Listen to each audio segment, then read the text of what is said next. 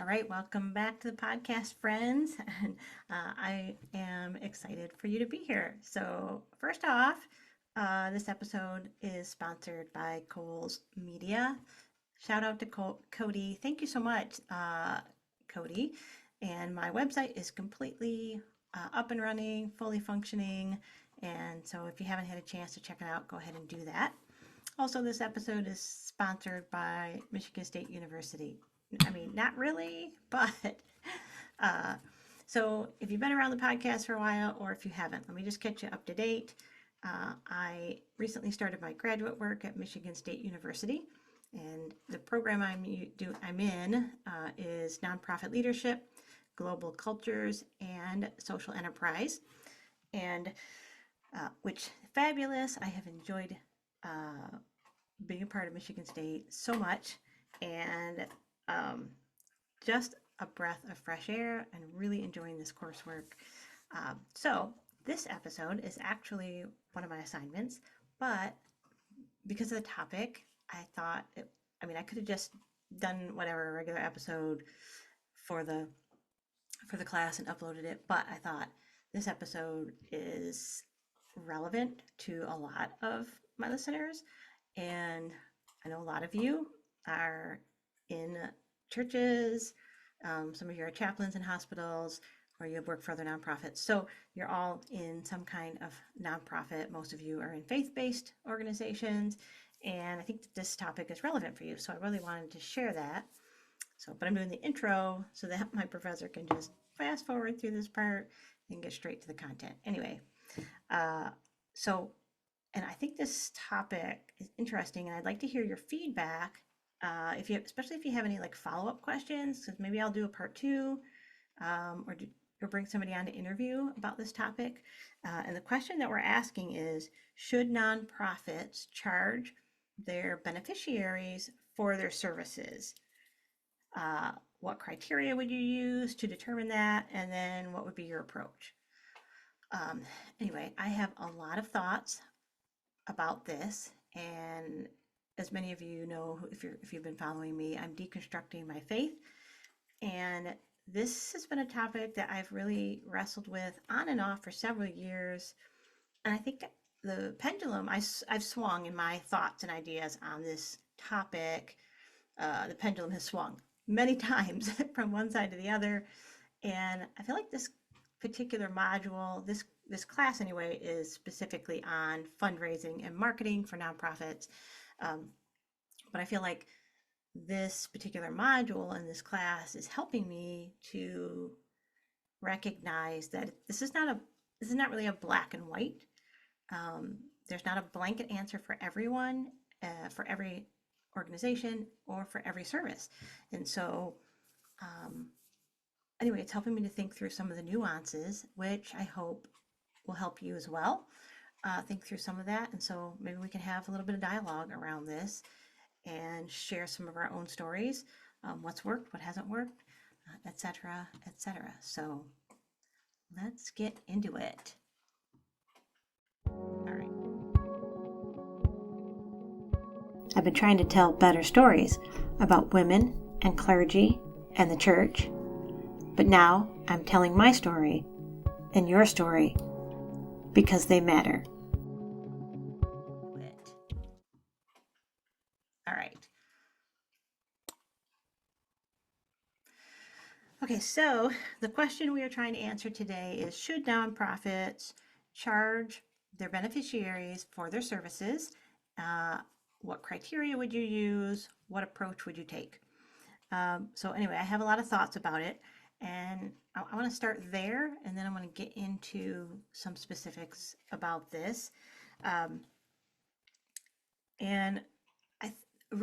so in my first assignment, I was on staff at a church that had like a $3 million budget, a lot of C-suite members and business owners, so a lot of upper middle class people in this church. So a lot of the members were upper middle class, the regular attendees, and then like any healthy church, we should have people from different socioeconomic statuses. So we did have people who were middle class, and we did have people who were maybe at the bottom of the middle class.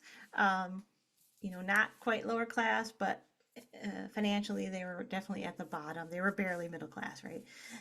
and so and so in that particular faith-based organization, we charge for a lot of things.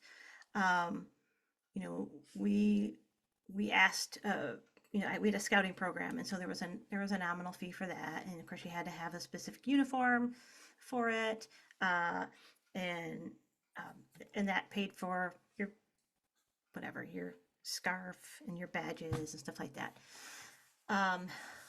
There were a lot of retreats and stuff there was just a flat fee for. And so if you wanted to go on this retreat, it was whatever, $150 for your student, your teen, your child, whatever, if it was a women's event or a men's event. All of their Bible studies had a cost, unless it was like Sunday morning. Then they would still take an offering in their Sunday morning Bible study, Sunday school, whatever you wanted to phrase it. But like if you were going to do a men's Bible study or a women's Bible study that happened throughout the week, you had to pay for it, right? So there was curriculum involved, and you had to pay for your books and all of those kind of things. And of course they said they had scholarships available, but the way that it was presented, nobody ever wanted to ask for a scholarship. It was there was a lot of stigmatism, and I felt like they really took a capitalist approach. And at that time, my thoughts were where a lot of other nonprofits fall, is that it really hinders the poor in experiencing these services, that it's exclusive and a little bit country club-ish, and then it really is, modeling capitalism. And so when I went to my next assignment, tried really hard, and I know that that there's NGOs, people who are listening who are secular nonprofits, not necessarily faith-based nonprofits, but I felt like there was a lot of people out there who were hindered and not able to get the services and stuff that they need or participate because of financial reasons. Now, so as we've been studying this week, and some of the ideas surrounding why you should charge or might charge for a service would be this idea that it actually brings more dignity to people, that it gives a sense of ownership or responsibility, that it really empowers them, increases engagement. Obviously, it reduces expenses for the nonprofit, and then it also forces the NPOs, FBOs, that would be nonprofit organization, faith-based organization, to deliver on their promises, right? It's easy to say, oh, we're going to deliver this, but then you don't actually deliver because the beneficiaries don't have anything invested. You feel like, oh, I don't really have to deliver on this promise, right? And so I want to talk a little bit about what that might look like the model you might use, the approach, the best practices if you're going to charge for services for your beneficiaries.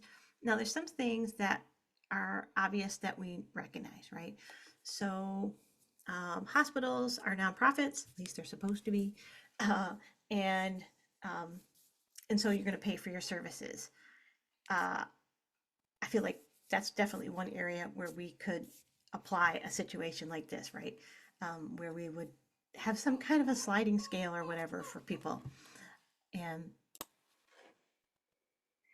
so let's think about this on the idea of that if we're going to charge for services, that the income should be centered on the beneficiaries. In other words, those who are receiving the services. And so there's a couple things we need to take into consideration: needs, wants, and solutions. So that our beneficiaries, their needs, their wants, and the solutions that would actually be effective for them are going to vary. So we need to think beyond a homogenous group of beneficiaries. And so often, especially faith-based, I mean, nonprofit across the board, but especially faith-based organizations really have this homogenous mindset. And so we want to apply one solution for everybody. We want to, like everybody has the same needs, wants, and solutions for this problem. And I think that if any of us have been around this earth for a certain amount of time, we all recognize that there is no one size fits all, right? It is a lie. I know some of your clothing says one size fits all, but you know that is a lie, right? And so we need to think through that idea.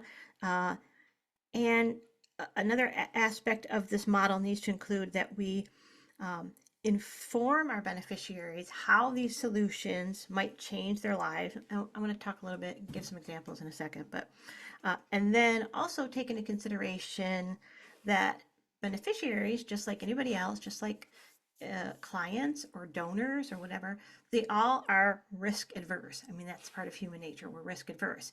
So they want to avoid any risks. So if we're charging for a service that's way beyond their means, um, you know, they're going to have to decide, am I going to eat or am I going to participate in this service?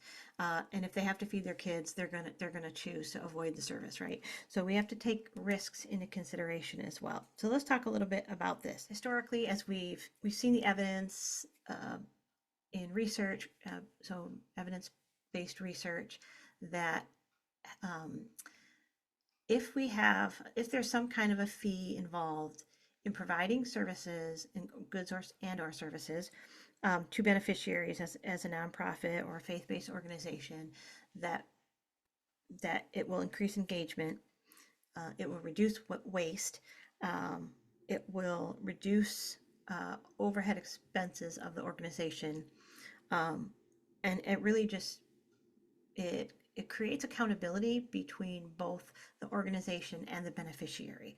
And so there's like this, it becomes more, you become more interdependent upon one another, rather than one person or one side of the equation is more dependent than the other.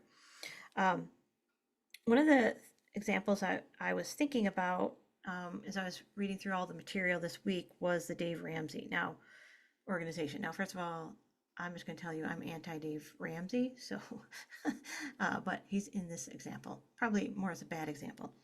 And so in one of the places where I was at on staff, one of the organizations, we offered the Dave Ramsey program. Now, if you know anything about Dave Ramsey program, there's a flat fee to be part of that program. And so it's not just it's a fee not just to participate, but also to get all of the materials that are involved. And it's a lengthy program. I think it's like 12 weeks long or something. Anyway, one of the things that Dave Ramsey is adamant about is that everyone will pay the same amount for this program, because he's trying to help you become financially independent. And so he says you've got to invest if you're going to ever change your mindset around money and be able to be more financially independent. And that really bothered me. Like, I understand not giving away something like that for free, especially when you have materials that are costly and that kind of thing. But I did recognize that there needs to be a sliding scale. I mean, if you're barely hanging on you're barely sliding into middle class, which a lot of people, especially in that organization where I was at, most of them being upper middle class, some of them upper class. If you're barely middle class, all it takes is one blown out tire, and you need a new tire or you need a new rim, and now all of a sudden you have to decide between paying your rent or getting your tire fixed so that you can go to work to make money to pay your rent. Um, and so now you're asking them, basically what you're asking them is, hey, come up with this lump sum of money that's the equivalent of a blown out tire that week, needing a new rim, a trip to the emergency room, whatever it is. So you're starting them off in this program already in the hole, and then you're like, oh, I'm going to help you. So I think that's a bad example. There was another example of one of the organizations I think we actually looked at last week, and it was for one of the services, and they actually had a tier system. And so the first tier system was, I don't know what it was, $5, and then they had it listed underneath. Um, it was basically, this is going to cover the cost of the materials, and everything else is free. And then the second tier was $10. I'm using hypothetical numbers. I don't think it was that, but basically it said this would be the industry standard if you were going to partake in the service. And then the third one was $20, and it was industry standard plus sponsorship. So in other words, industry standard, you're willing to pay the industry standard for the service, but then you're also going to sponsor someone else from tier one, right? Who can't afford it. And so one of the other aspects of this model is informing or educating people on the solutions that you're offering. And so part of that was, so right now, you're right in that description, you're educating people on why you have these different costs. So you're educating them in that. And you're giving people dignity to say, hey, I want to participate in this, but I can't afford the full amount. So I'll help offset some of the costs. And so you give people basically a menu. You give people an opportunity to choose based on how they can participate. And so I think it solves one of those problems, as I talked about how, hey, we charge this flat amount for retreats or Bible studies or whatever. But you can ask for a scholarship, right? Well, if you had some kind of a sliding scale where when they went to pay, they just automatically, whatever, donated online, paid online for this, they could pick which one they're going to pay for. It offers them the dignity. They still get to participate. They still get to be engaged. They still get to have ownership over it, but it still gives them the dignity that they need to not have to go to somebody and say, I need a scholarship because I can't afford it. Especially because we know how, unfortunately, so many, especially faith-based organizations judge people. I mean, I can't tell you how many people have said to me in faith-based organizations, I don't understand how if you lose your job, you just don't have enough money to make it through the month. Anyway, that's a whole nother story. So thinking about this idea of really looking at needs, wants, and the solutions, and the idea that our beneficiaries are not homogenous. So menus, so some kind of menu option helps. But then the other menu options, I think, has to do with, so one of the articles we were reading had an example where somebody was setting up wells so that these communities could access clean water. Well, they had one organization that had come in previous to them that had set up all of these wells for free, and within less than a year, the well was broken and they weren't being repaired. And so here they were, they had this well, but it wasn't providing clean water. So this organization did some research and decided that they were going to offer a menu type option. And so here's kind of what they found when they started doing their research. They said one of the things that was common across the board for all of these communities was that they all had no access to clean drinking water. But some of them had no access and no money to pay for clean water. Some of them had no access and some money. Some of them had no access and plenty of money. So sometimes you can have plenty of money, but you still have no access. So it doesn't matter how much money you have. If you don't have any access to it, it doesn't matter, right? And then sometimes you can have access to stuff, but if you don't have money, then it also doesn't matter. Zero is still zero. That's the one thing I got out of math class that I can take with me. And so you have these different categories. And so what they did is they found that there were some communities that absolutely there was no access and there's no money, so they provided access. And they provided ways for them to volunteer so they could still have that engagement aspect. Then there were some that had no access, but they had some money, so they only charged them the equivalent of like 2 cents. And then they had and then there was other communities that had no access, but they had plenty of money, and so they charged them 10 cents. And so then, of course, the outcomes which we'll get to in a minute, that it was what happened was exactly what they anticipated, and that was that at the end of a year they were engaged. They were making sure that the communities were working together, making sure that the pumps were still working. They were holding the nonprofits organizations accountable for making sure they came in and kept them fully functioning and had clean access to clean water.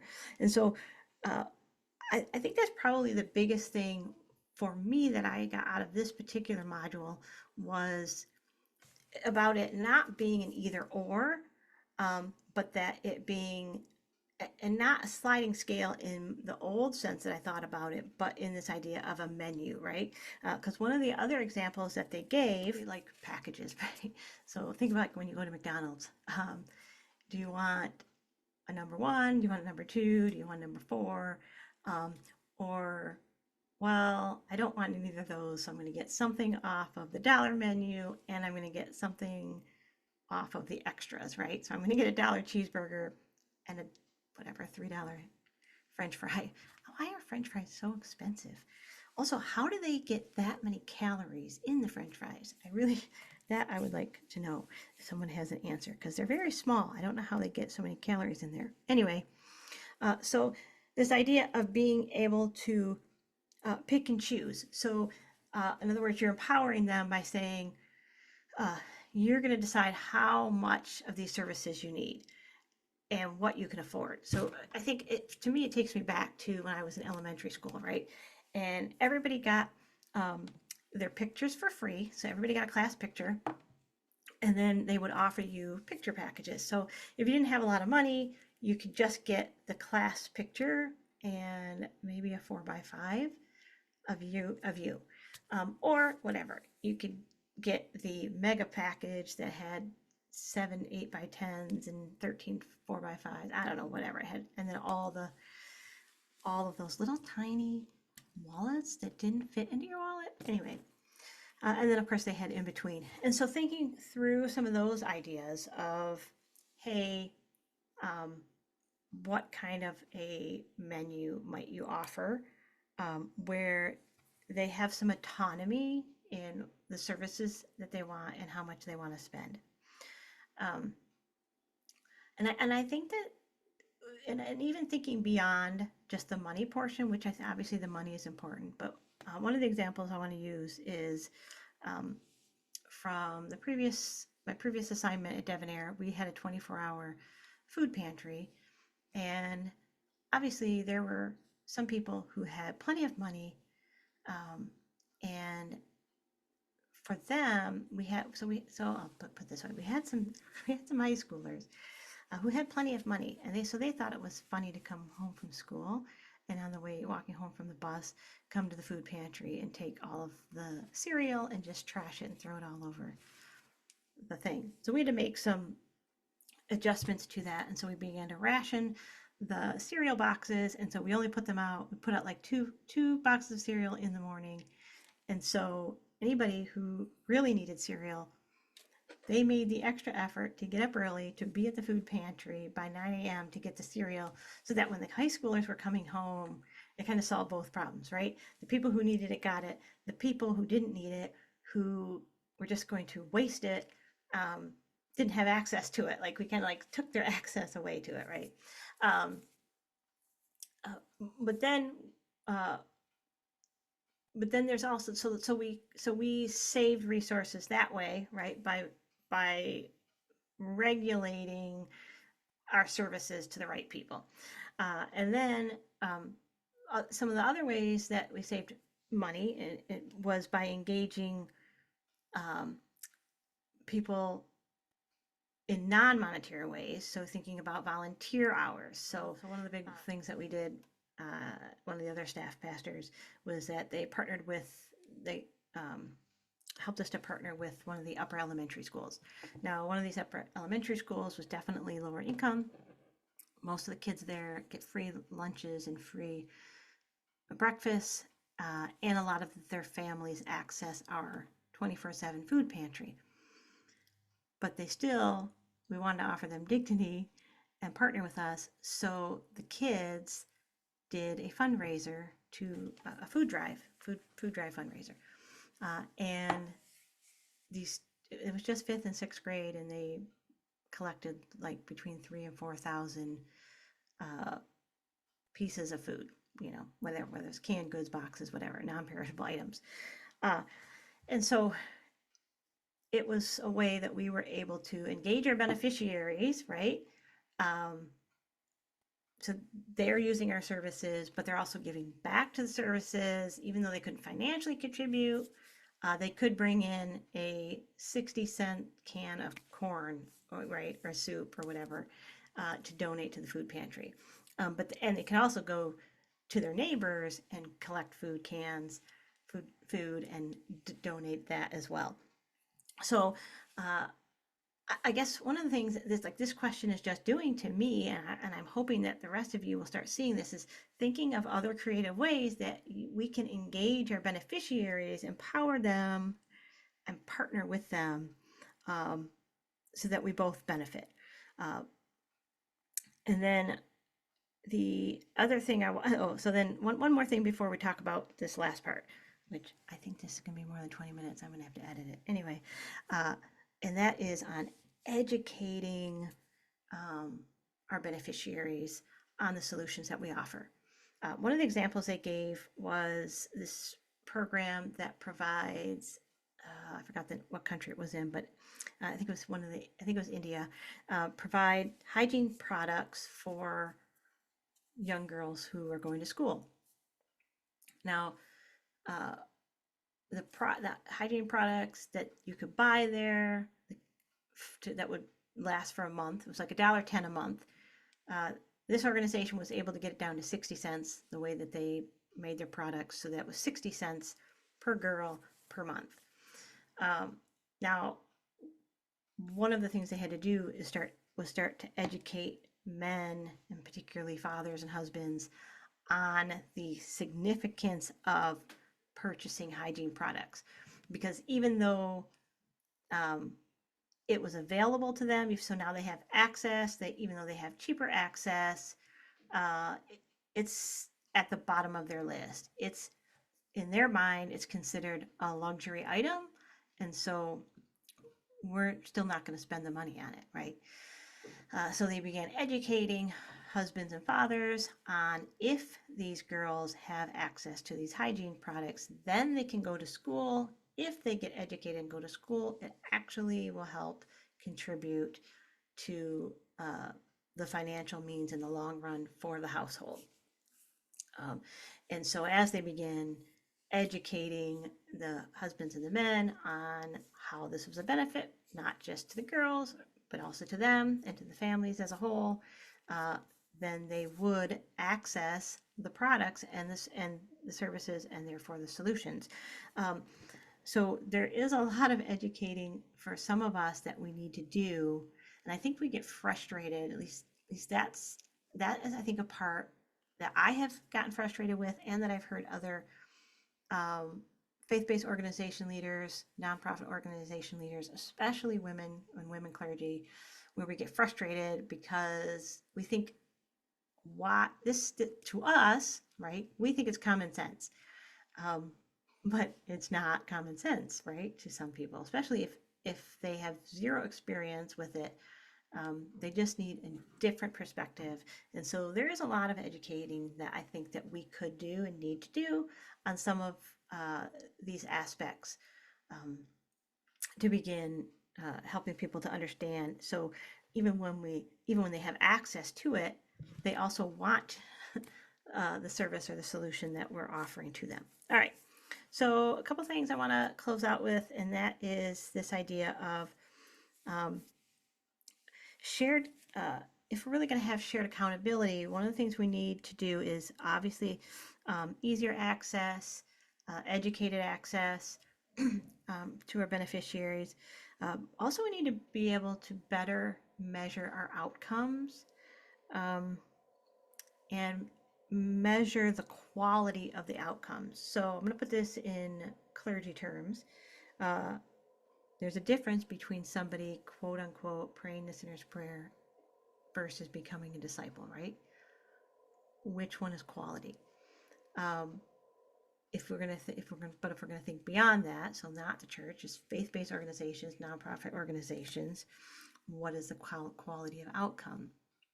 Did they just get their needs met, or did they get their needs met and they were able to also help somebody else, or they were able to bring somebody else in and engage them to get access to the services and the solutions, right? So are we measuring the outcomes? And what are we? I guess what are we measuring? Because I think we have slipped into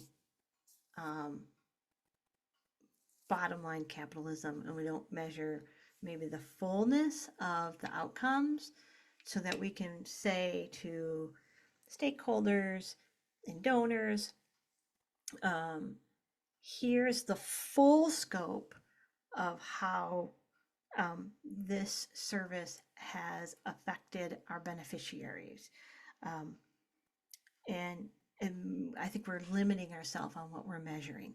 So quantitative, but also qualitative outcomes need to both be represented, so that the stakeholders and donors, our organizations and our beneficiaries can all get the fullness of really what's happening as a result of us being present in our communities and with our beneficiaries. So anyway, I would love to hear examples from you, feedback, and so we can talk about this longer in another episode, part 2, whatever, or maybe even bring a couple of you on and have a group Zoom discussion if you want to do that. So anyway, thanks for joining me, and have an awesome day. I've been trying to tell better stories about women and clergy and the church, but now I'm telling my story and your story because they matter.